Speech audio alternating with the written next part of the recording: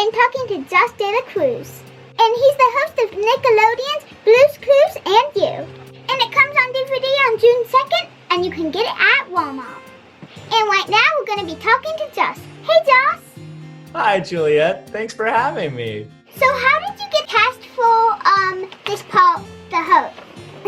Oh, that's a good question. Well, I was on Broadway. I was doing a show called Aladdin, the musical, and I was sitting under the stage. So if you can imagine a roof over me, and above that, there are 20 dancers and actors performing Friend Like Me with about 1,500 people in front of them, all happening above me. I was sitting under the stage and I got an email. We just got an email. Not like on the show, I got an email from my agent saying Blue's Clues is coming back. And I thought, whoa, I love this show because I used to watch it with my little sister when she was around 3 or 4 and I was 7 years old. So that's how I got the audition. And it's been a dream ever since. Did you have to do like any special acting, like pretend like a cartoon character was there or something? Yeah. So during my audition, it was much like on the show. They had a green screen, especially for my last audition. There was a green screen. They gave me a bunch of boxes to carry, and they gave me a shoe to balance on my head. And then on top of all that, they had to make sure that I knew how to play with Blue. Where's the birthday girl? Oh, birthday girl! Blue! Look who it is! So Blue wasn't around for my audition, and they had to animate her later. And so I had to make sure that I gave the right eye line. I was talking to her, and that I was talking to everyone at home, and that I was talking to Mr. Salt and Mrs. Pepper, who I had never met before. So I was definitely nervous. But everyone was so kind and so patient, and it made things a lot easier, and it was just so much fun. What's the hardest part hosting this show because things aren't really there? You know what? The hardest part about hosting the show, because things aren't there, would probably be to trust yourself. Because when I'm on stage acting in a musical, the audience is there laughing and cheering and letting us know that they like the show. But when you're on set, it has to be totally quiet so that they can record the audio. And so I was very self-conscious at first because it was so quiet. I didn't know whether the performance was going well. And that's when I realized, oh, Josh, you know how to do this. And our director and our producers, they're so supportive in making sure to trust yourself. And that's probably the biggest difference. I had to learn to trust myself and trust my timing and my training so that as soon as I did that, everything was so fun and everything was so exciting and so much easier. So that's one of the biggest things that I had to learn. And also the hardest thing I had to overcome was to just trust yourself. Do you want to hear a Blue impression? Yes. Well, I can kind of do one. Yeah, let's hear it. Or something like that. Kind of bad. That was so good. Had you been practicing a lot? Well, actually, my dad used to do that kind of voice. Like, he would take my brother's stuffed animals and make a voice for them. So I got the idea from that. Okay, so you're a pro at this point. You've been doing this for quite a while. You know how to do Blue. Well, that was really, really good. I would keep going. Thank you so much for sharing that. So Steve and Joe are from the first seasons of Blue Clues. Did they give you any tips about being the new host? Yes. So like I was saying before about trusting yourself, I remember when I was auditioning, I was very confident and I knew I would never be able to do what Joe or what Steve did in the past. So I should just be me. I should just do everything and be as authentic as possible. Then after I got the job, for some reason I started to get self-conscious and start to think well, maybe I won't do as good of a job as Steve or as Joe. And that's when Steve pulled me aside during rehearsals and he said, hey Josh, I don't know if anybody told you this, but I want you to make sure that you hear it.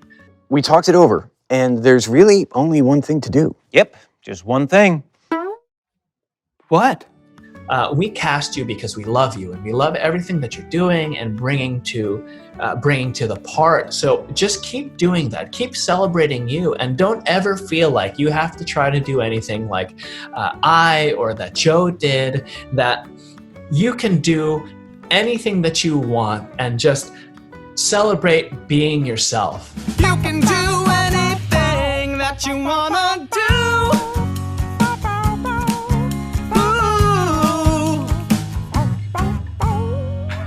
And it's that at that point that I realized, oh, okay, yeah, I should trust myself. I can make mistakes and learn. And so if nothing else, I hope that when people watch the show, they can be comfortable being themselves and celebrate that and learn to be confident the way that Steve and Joe taught me to do. That's very good. You got this, Josh. You do. You really do. You have a dog named Ollie. So what type of dog is he? Yeah, I have, that's very good. My dog's name is Ollie, and he is a Maltese mini poodle. And so he's about 12 pounds. Right now, he's very, very fluffy and furry because we forgot his clippers, so he hasn't gotten a haircut in a long time. But if you're watching our show, most of the time when I'm talking into the camera, he is just underneath the camera right around here. And whenever I get a notebook or the guitar or any of the props, he's sleeping in the lap of our prop master who's handing me those props. So he's always somewhere hiding in the shot during filming. So keep an eye out if you see a tail, because I gotta tell him to stay out of my shot. I really want a fluffy dog. Oh. Fluffy dogs are so cute. They're so cute. Do you have a dog at home? Yeah, but he's an old doggy. Old dogs are the best. What's their name? Daphne. Oh, that's such a great name. Do you talk to your dog like you talk to Blue sometimes? Absolutely. You know, it's so funny because when he's on set with me every day when we're recording the show, but when we're at home, I realize that I play Blue's Clues all the time with him because he can't speak and tell me what he wants. I'm constantly trying to figure out the clues and be like, oh, do you want to go outside? Do you want to play? Oh, do you want something to eat? Do you want what I'm eating?